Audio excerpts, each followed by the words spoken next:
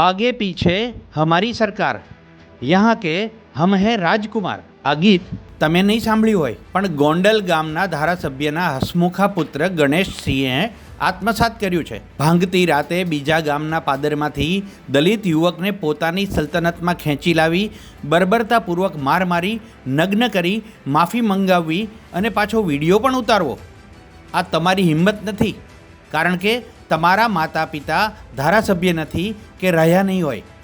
આ એ જ ગણેશ ગોંડલ છે જેણે એક દલિત યુવક સાથે અમાનુષ અત્યાચાર કર્યો। ઘટના બાદ સાગરીતો પકડાઈ ગયા અને હસમુખા ગણેશસિંહ વાડિયું બદલતા આરામ ફરમાવતા હતા। પોલીસ પણ આરોપી ગણેશ છે કે કેમ તેના પુરાવા એકત્રિત કરતી હતી।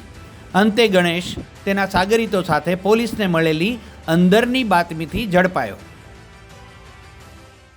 તે બાબતે 31 તારીખના રોજ વહેલી સવારે 3 વાગે આસપાસ આ જે ફરિયાદીને અન્ય આરોપીઓ 3 ગાડી લઈને આવેલા અને અહીંથી છે ગોંડલ બાજુ લઈ ગયેલા।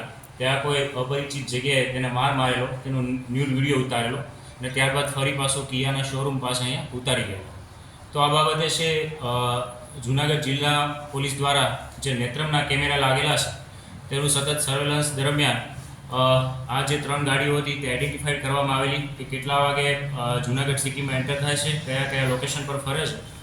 ત્યારબાદ અગાઉ જે તપાસ કરવામાં આવેલી તેમાં કુલ 3 આરોપીઓની ધરપકડ કરવામાં આવેલી। નામદાર કોર્ટ દ્વારા તેમને દિન 2ના રિમાન્ડ મંજૂર થતાં રિમાન્ડ દરમિયાન પણ પૂછપરછ કર્યા બાદ તેમને જેલ હવાલે કરવામાં આવેલા અને હાલ જ્યુડિશિયલ કસ્ટડીમાં છે। વધુમાં ગઈકાલે રાત્રિના રોજ LCB PSI Shri DK Jhala અને એ ડિવિઝન પીઆઈ વત્સલ સાવજ આ જે બંને ટીમો છે જ્યારથી ગુનો બન્યો ત્યારથી ગોંડલ અને તેની આસપાસ આરોપીની શોધખોળ માટે છેલ્લા 4-5 દિવસથી આ વિસ્તારમાં પ્રયત્નશીલ હતી। ટેકનિકલ સર્વેલન્સ અને હ્યુમન સોર્સિસના આધારે એવી બાતમી મળેલી કે ગણેશ જયરાજસિંહ જાડેજા અને અન્ય જે આરોપીઓ છે તે કોટડા સાંગાણી પાસે આવેલા અડમતાણામાં ભગીરથસિંહની વાડીમાં આ લોકો આવવાના છે।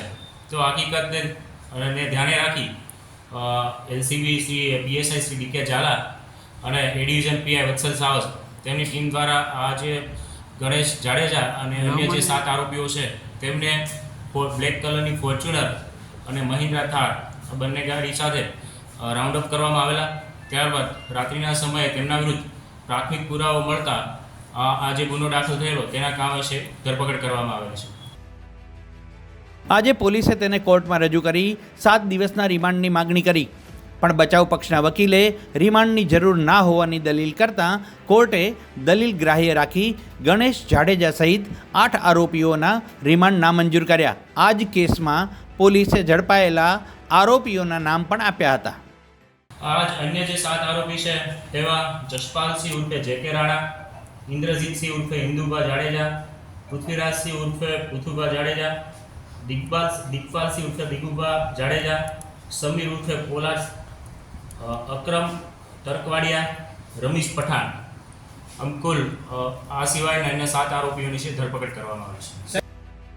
સત્તા પરિવારની હોય, સરકાર ઘરની હોય અને રજવાડું અમારું ન હોય, અને રજવાડું જ્યારે આપણું હોય ત્યારે આપણને રોકે પણ કોણ? બસ ગણેશસિંહ આજ મદમાં હતા તેમ નહીં, હજુ પણ છે। તેમની ચાલ ઢાલમાં તો જાણે ચૂંટણી જીતીને આવ્યા હોય તેવો રૂઆબ છે અને ચહેરા પર ચીર પરિચિત હાસ્ય। આ જોઈને તમને પણ લાગશે કે આટલો નિર્દોષ હાસ્યવાળો યુવક કેવી રીતે આવું કૃત્ય કરી શકે?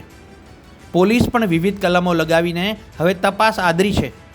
આ હાઈ પ્રોફાઇલ કેસ શરૂ થયો છે, પણ કેવા અને કયા વળાંકે પૂરો થશે તે કહેવું ગણેશસિંહના અકળ હાસ્ય જેવું છે। મુંબઈ સમાચાર માટે જૂનાગઢથી ભાવિક જોશીનો અહેવાલ।